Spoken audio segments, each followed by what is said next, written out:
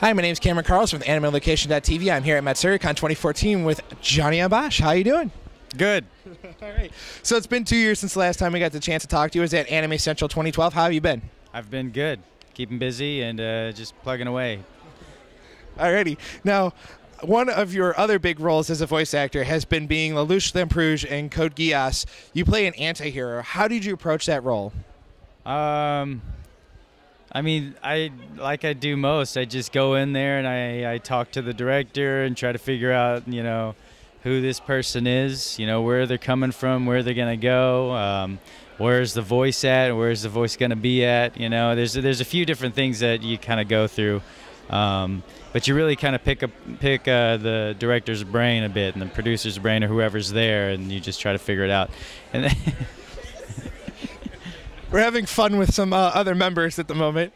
In games, you discussed how it gave you a more fluid ability to act rather than react to what was on screen. Do you feel that makes it easier to do that type of work? With, as you said, like as in a video game, you're being more fluid with your actions and talking, as in versus anime, you have to react to what's already on screen.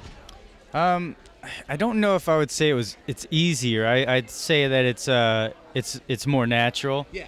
Because then it's more about instinct rather than just trying to match a flap, and then because you still have to act, and it's difficult. They're both hard. It's just it's a different kind, it's a different style, I guess, and it's just more natural if you don't have to think about that, Alrighty.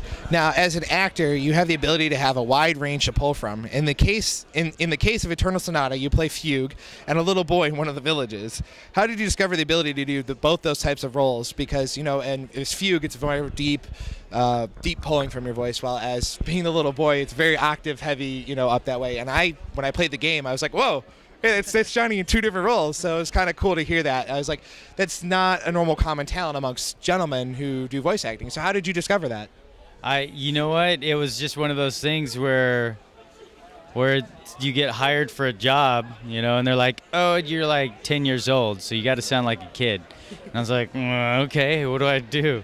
And then just kind of figure it out, And so I know I typically have a couple different ranges that I play from, or pull from at least, and then I just accent them with little things here or there, the two that I'm comfortable with, because in my natural range like this, I do various different characters, but I know I can pull from a lot of different emotion, and if I do a younger voice, somewhere in here, that's about I have a certain amount of emotion in there too. If I go any higher or any lower, then I lose emotions, certain emotions. So, those are really where I kind of stay in that area, do accents or, there's different things there.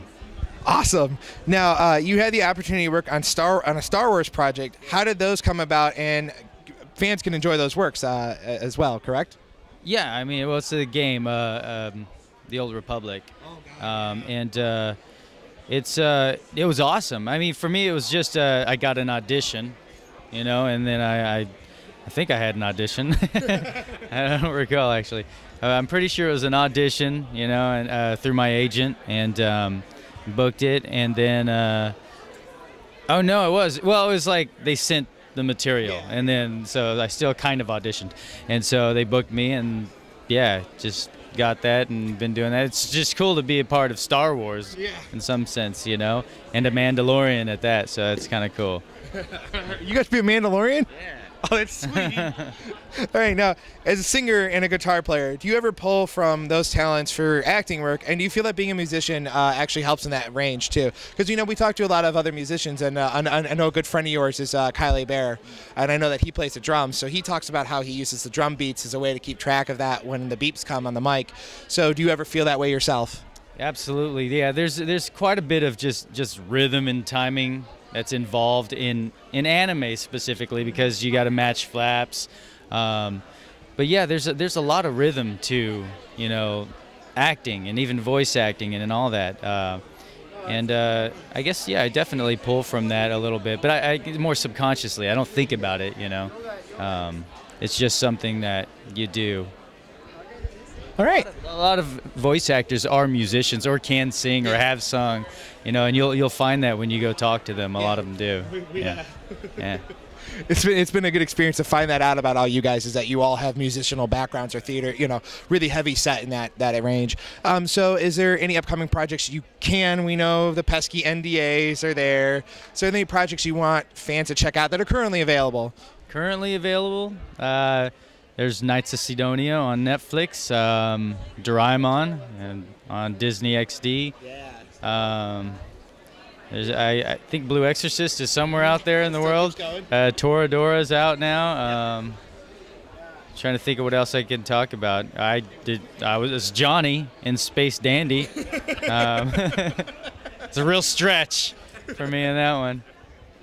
So yeah, there's a couple there that I could talk about. All right, and other than hanging out with your band and at iShine.net and their Facebook page, is there any other way fans can potentially keep up with you, like via Twitter about you or anything else? Yeah, I mean, I have my own Facebook and Twitter and Instagram. It's all whatever that is, and then / Johnny Yong Bosch. So yeah, I have those out there, and I do respond to messages if you post on my wall and whatnot. So yeah, you can follow me there. All right, any final message you want to get out to all the wonderful fans that are out there watching right now? Thanks for the support, and I'll see you soon. All right, thank you, Johnny, so much for coming out and talking with us. Thank you so much.